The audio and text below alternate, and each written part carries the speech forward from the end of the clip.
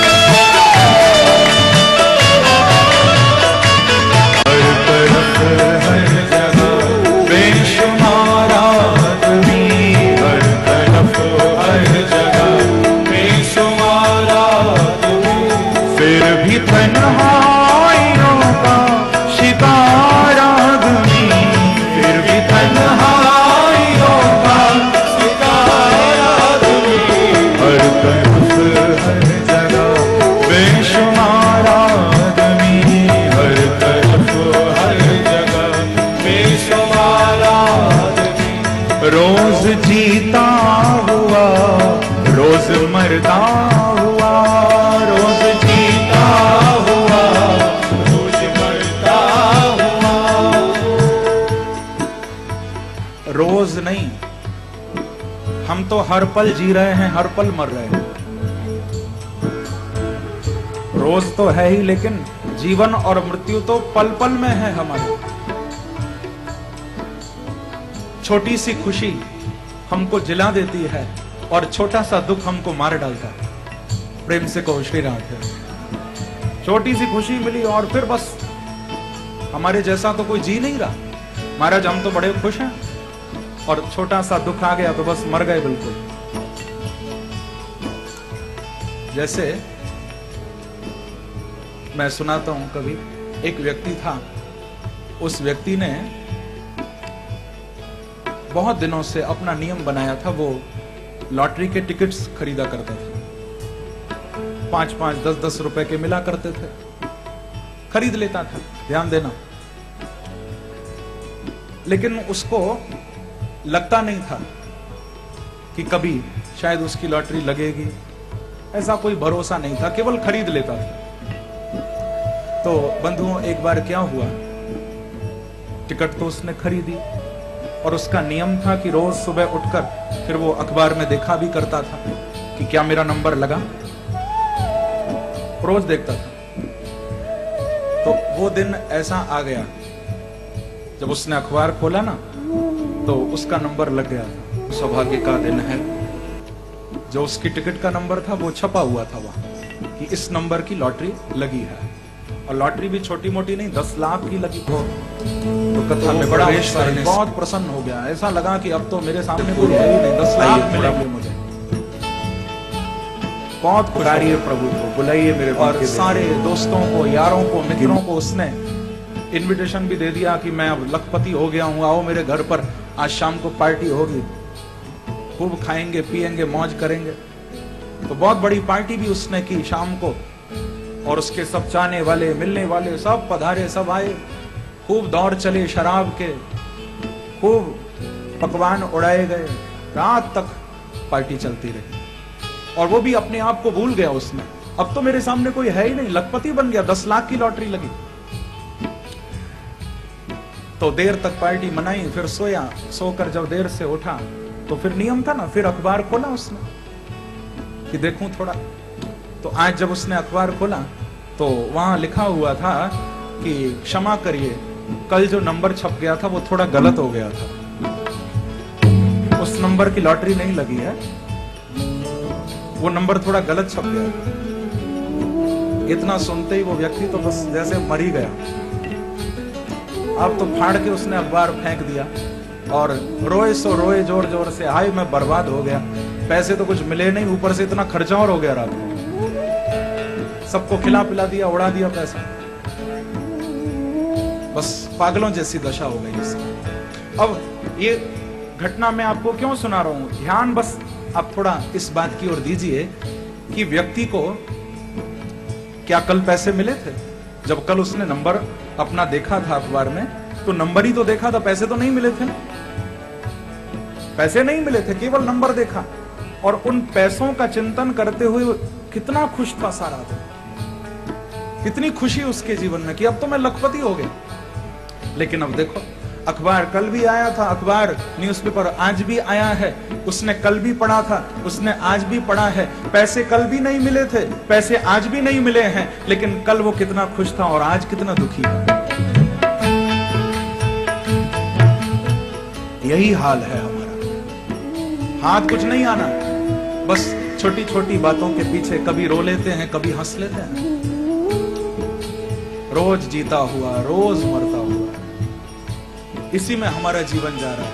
और मैं आप लोगों से कहूंगा कि खुश रहने की कोशिश भी मत करो आप, क्योंकि कोशिश जो करते हैं ना खुश रहने की, वो ज्यादा उदास हो जाता है। Don't try to be happy, just be happy. उसके लिए कोशिश, प्रयास मत करो। हम कहते हैं कि महाराज हम कोशिश तो कर रहे हैं ना खुश रहने की, अब नहीं रह पाते। कोशिश करने से नहीं, खुश रहो, कोशिश मत करो। जैसे हो, जहां हो, सहज रहो, एकदम नेचुरल, सहज अवस्था में जियो। क्योंकि शास्त्र ने कहा है कि दुर्लभा सहजावस्था, अपनी सहजता में आना बड़ा दुर्लभ है। इस पर मैं आगे चर्चा करूंगा। तो खुश रहने की कोशिश नहीं, खुश रहो बस। जब सुबह सोकर उठो ना, तो प्रसन्न हो जाओ, चाहे खिलखिलाओ मत, लेकिन अंदर से एक खुशी का अनुभव करो। इस बात को महसूस करो कि भगवान तुमको सब कुछ दे रहे हैं, कितना सुंदर प्रभु ने तुमको जीवन दिया है। अंदर से प्रसन्नता प्रकट होनी चाहिए, क्योंकि जो परिधि पर होता है, जो बाउंड्री पर होता है ना, उससे फर्क नहीं पड़ता। जो सेंटर में होता है, जो अंदर से होता है, उससे जीवन में फर्क पड़ता है। हम केवल बाउंड्रीज पर जी रहे हैं, परिधि पर जी रहे हैं। अंदर से प्रसन्नता अंदर से निकले, अंदर से प्रकट होनी चाहिए, तब उसका फिर आनंद है। तो बंधुओं, हम लोग जब प्रातः काल सोकर उठें तो प्रसन्न रहें, अंदर से प्रसन्नता का अनुभव करें कि भगवान कितनी कृपा हमारे ऊपर बरसा रहे हैं, कितनी खुशी भगवान हमको दे रहे हैं, कितना सुंदर जीवन दिया, कितना सुंदर शरीर दिया, बिना मांगे सब कुछ दे रहे हैं प्रभु। इसको फील करो अंदर से, इसको महसूस करो अंदर से। केवल हंसने की जरूरत नहीं, क्योंकि बहुत से लोग सुबह उठकर योगा करते हैं तो हंसते भी है ना, जोर जोर से, हा हा हा ऐसे करके हंसते हैं लोग। वो करो तो अच्छा है, लेकिन उसमें बनावटीपन है। अंदर से प्रसन्नता होनी चाहिए।